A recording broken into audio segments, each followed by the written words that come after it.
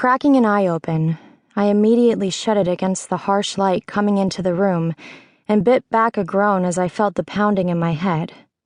Making another attempt, this time with both eyes, I squinted at the unfamiliar hotel room and blinked a few times, then let my eyes open all the way as I took in my surroundings. Well, as much of them as I could without moving. There was a heavy arm draped uncomfortably over my waist, a forehead pressed to the back of my head, a nose to the back of my neck, and an erection to my butt. What the hell? I was naked, he was naked. Why are we naked? And who is behind me? If I wasn't seconds from screaming for someone to help me, I might have snorted. The why was obvious. There was a familiar ache between my legs, and my lips felt puffy from kissing and where he'd bitten down on them. I inhaled softly. Him. Oh, God.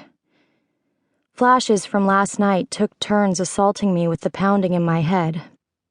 Impromptu trip to Vegas with the girls after finals ended, dancing, club, drinks, Arctic blue eyes captivating me, more drinks and dancing, him holding me close and not close enough, lips against mine, stumbling into a room, hands searching, his tall, hard body pressing mine against the bed, still not close enough.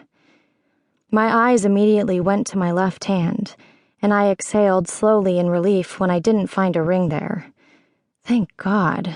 The last thing I need is a marriage as a result of a drunken night in Vegas.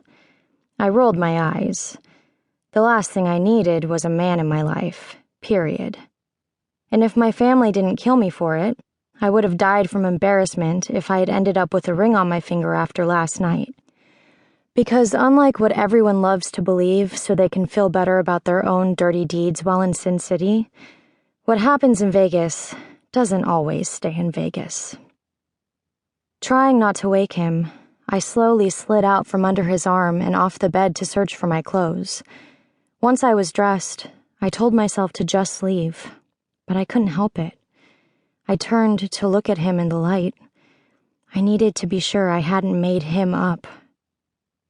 The images from last night tore through my mind again when I saw the large, tattooed arm resting where my body had just been.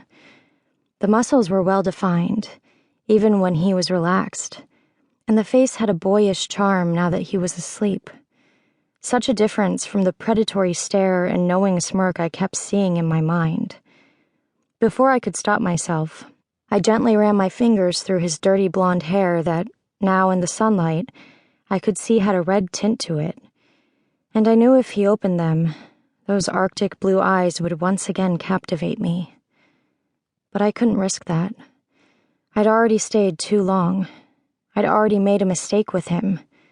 Drunken one-night stands weren't my thing. Drunken one-night stands with strangers in Vegas were even worse. Straightening, I turned and walked quietly from the room.